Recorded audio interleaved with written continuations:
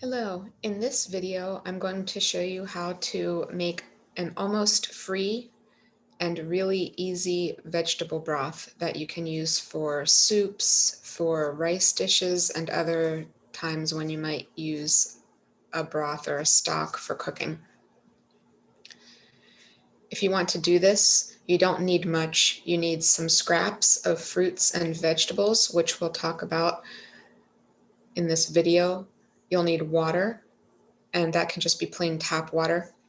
You'll also need a large pot, like you would cook soup in, or an even larger stock pot, depending on how much you're going to make.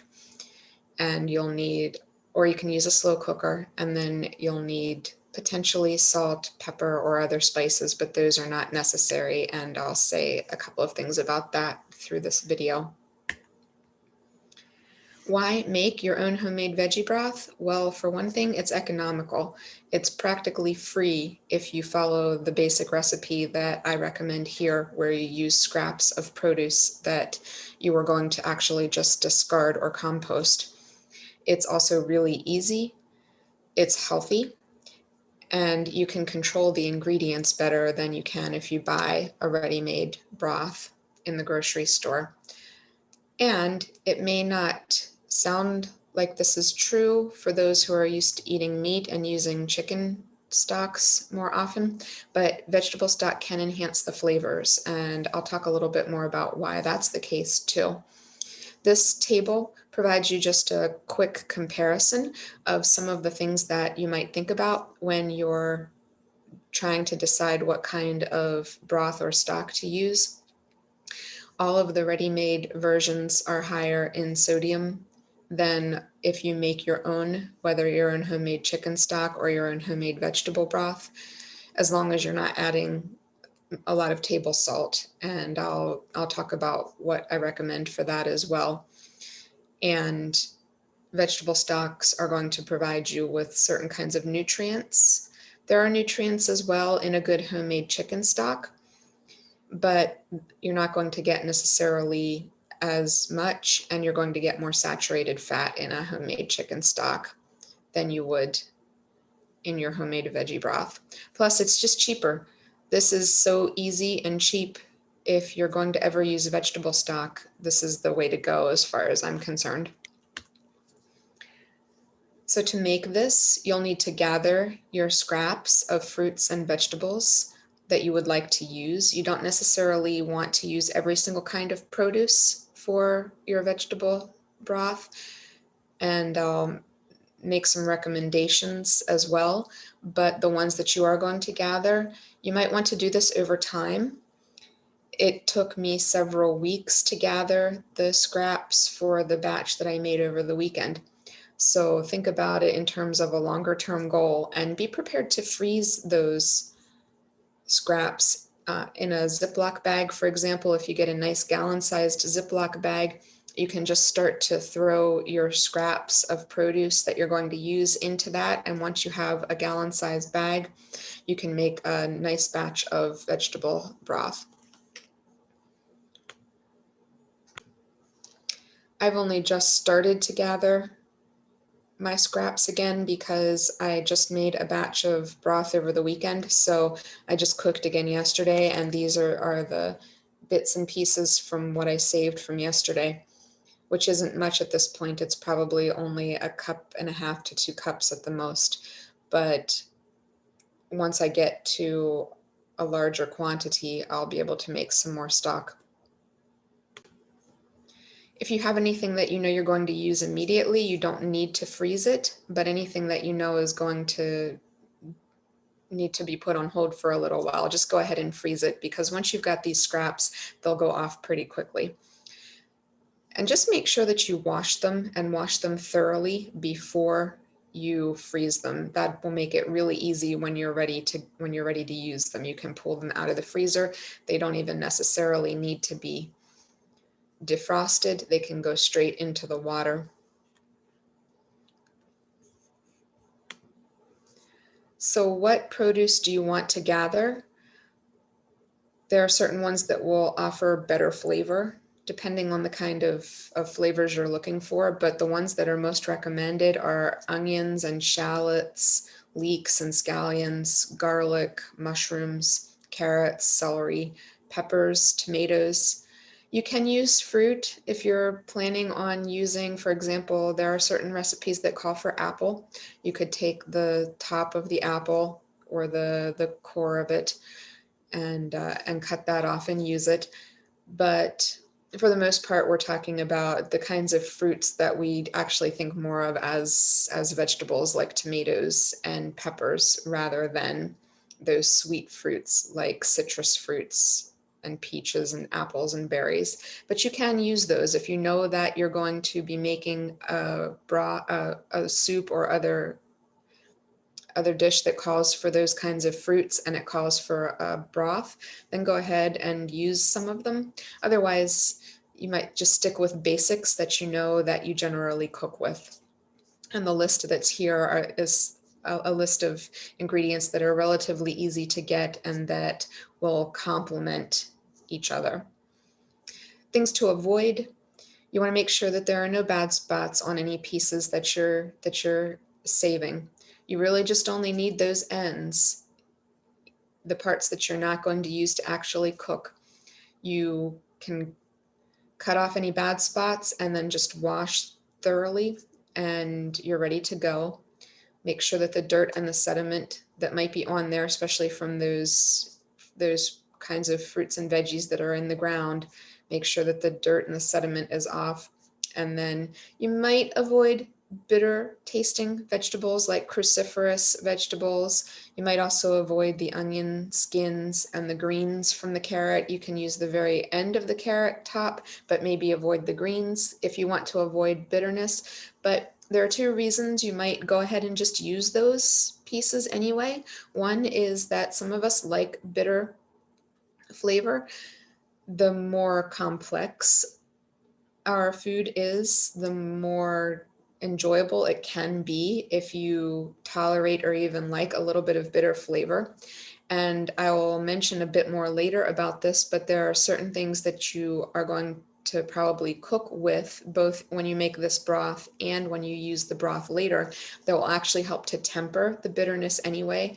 One of them is an acidic ingredient like lemon juice, but even adding something like tomato pieces that already have some acidity to them can help to temper that bitterness. Salt can also do that, and so can sugars, and not just a table sugar, but the sugars that occur in the foods themselves. And some of these, all of the produce contains a little bit of sugar to it.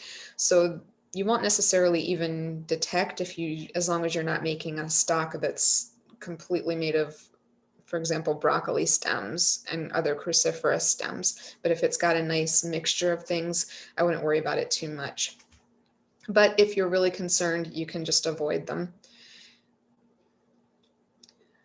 So this is a basic recipe. Once you've gathered your scraps, and you can use whole pieces too if you want, especially if you know that you're not going to use something for anything else. If you have a few mushrooms left over or a few carrots left over and they're about to go, and you know you're not going to use them before they go off, then you could go ahead and just wash them and freeze them so that you can use them for later. Or if you're going to help make your stock now, just go ahead and put them in with the stock.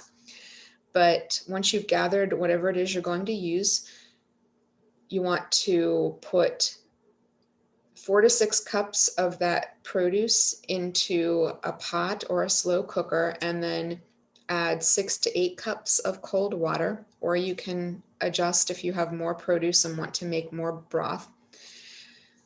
It's a good idea to start with cold water and to hold off on allowing everything to heat up, especially if you've got frozen produce that you're starting with. Let it defrost in the water and then let it heat slowly, because this will actually help to enhance the flavor of everything.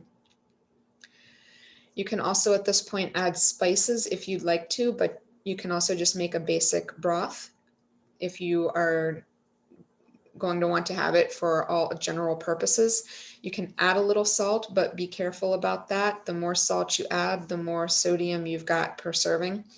And that's why you end up with so much sodium in the store-bought broths. You can also add a little bit of black peppercorns or ground pepper if you'd like. You can add bay leaf, and I'll mention some other possibilities later. But go ahead and put everything in with the water, and once things seem to be defrosted, they should defrost quickly since they're in small pieces. Go ahead and let it start to heat up, either by turning on your slow cooker or turning on your stove burner, and either simmer gently for 3 to 4 hours on the stove top, or if you're doing it on high in the slow cooker, do it for 5 to 6 hours, or let it cook for 7 to 8 on low in the slow cooker. And just make sure that if you have a pot or a slow cooker where water could be coming off of it, that you keep a watch on the water levels. Once everything is done, you can just remove the scraps and allow everything to cool completely before you store it in an airtight container, or you could go ahead and use it immediately, but the flavor will probably be enhanced if you give it several days, and it'll keep for several days in the fridge if you're not ready for it, or you can freeze it right away if you're going to use it later. When I made broth on the stove top, I did find that I lost a little bit of water because it's not sealed. I didn't use a pressure cooker or anything where everything was sealed.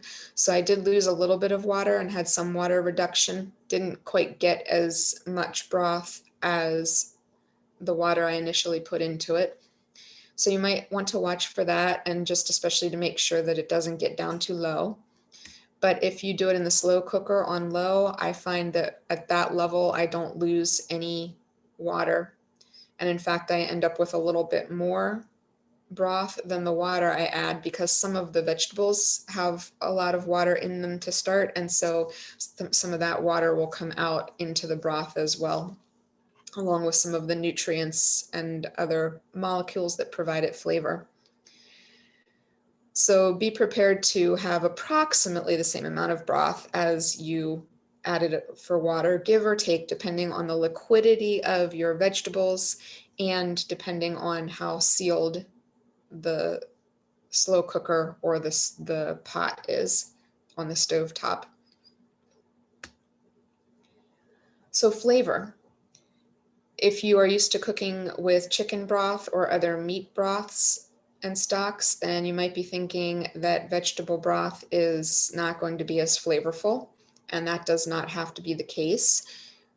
I've said in other videos that I don't eat meat anymore, but even when I was still cooking chicken soups with vegetables in them and was cooking for my family or for a group of people who came over for dinner, I would sometimes do part chicken, part vegetable broth, because there's just a different kind of flavor that you get when you use a vegetable broth. It enhances the flavor of whatever it is you're making that might still have meat in it. And for those of you who don't eat any meat like I don't, then a good vegetable broth is exactly what you want. But if you want to enhance the flavor, there's going to be a certain amount of flavor to it to start that's going to be based on whatever it is you put in it, and certain vegetables and other produce are going to provide more flavor than others. So, and I will mention what some of those are in the next slide. But one thing that to know about is that acid itself is a flavor enhancer, which is why when we add lemon juice, for example, or vinegar to our dishes, those are added. Same goes for wine or wine vinegar. Those things are added to enhance flavor because acids enhance the flavors of many foods that we eat. So it can be helpful to know what kinds of produce are higher or lower. Tomatoes are a great flavor enhancer in just about anything, partly because of their acidity. They are one of the more acidic kinds of produce that you would put in a broth or a soup.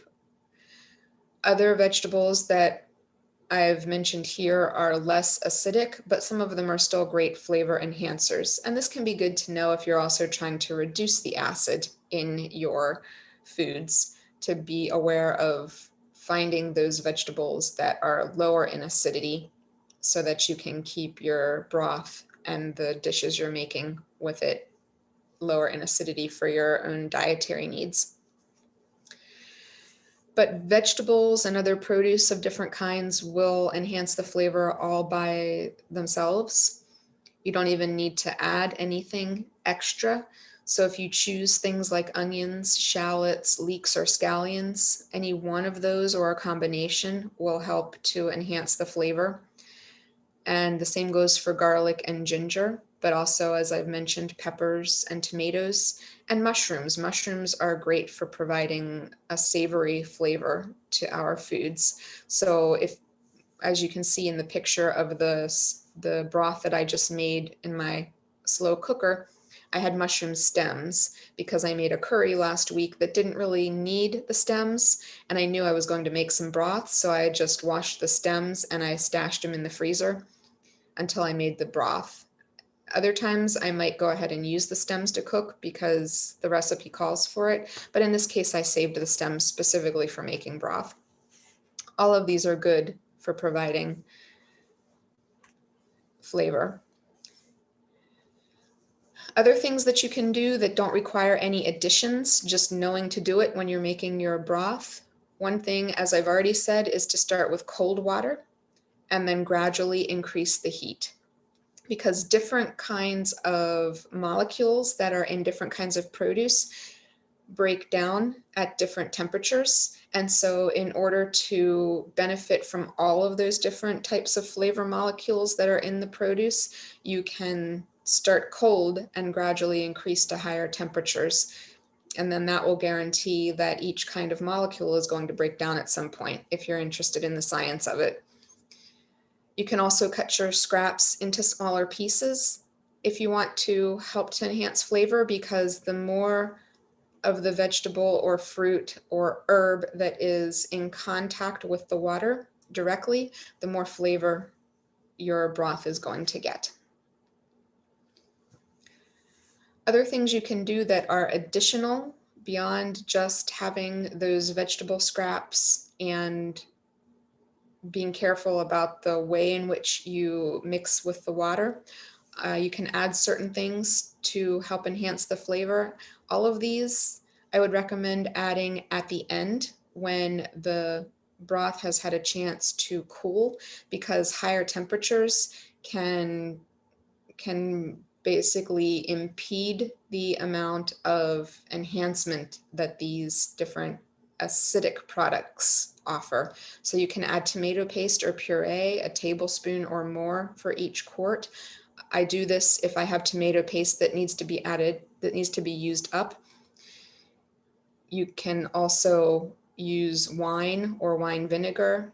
You can use any other kind of vinegar. Soy sauce, tamari, and liquid aminos are all fermented. Anything that's fermented is going to help to enhance flavor.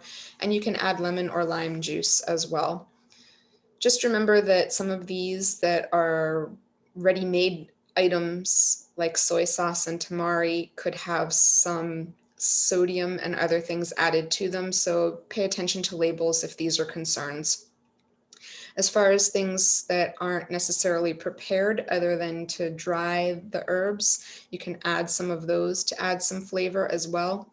But if you don't know what you're going to use your broth for, you could always just avoid that and add these kinds of things later if your soup or other dish that you're making calls for it. A couple of final things, and then I will leave you to make your broth. Once you've cooked your produce and you remove your scraps, you'll want to strain them with a slotted spoon, and I recommend then also pouring through a strainer into whatever container you're going to store it in, or into a pot if you're going to make something right away, just to make sure you get all those little bits out of there.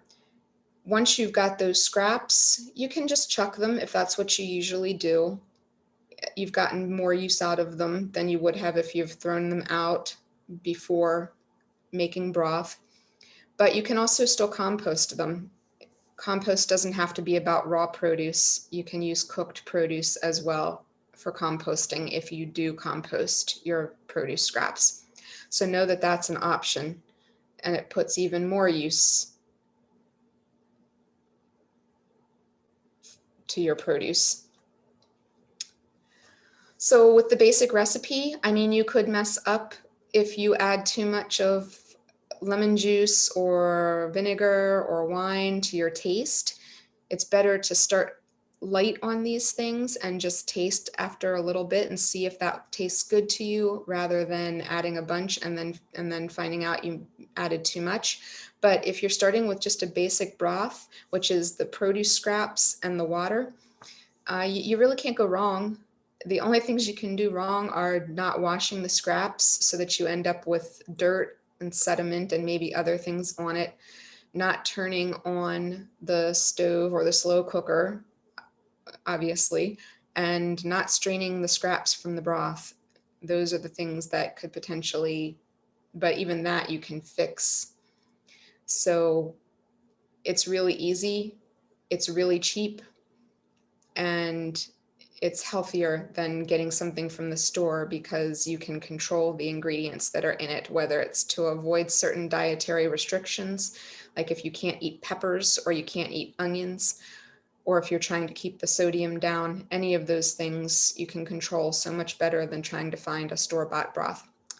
I hope that the recipe works for you, and don't hesitate to look around on the web or in cookbooks to find other combinations of spices and different ingredients and ideas for broths.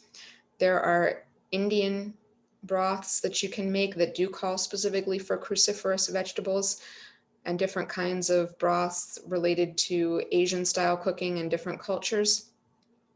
Look around, see what works for you, but this is a great way to start, and it makes use of vegetable scraps that might otherwise go to waste if you don't compost.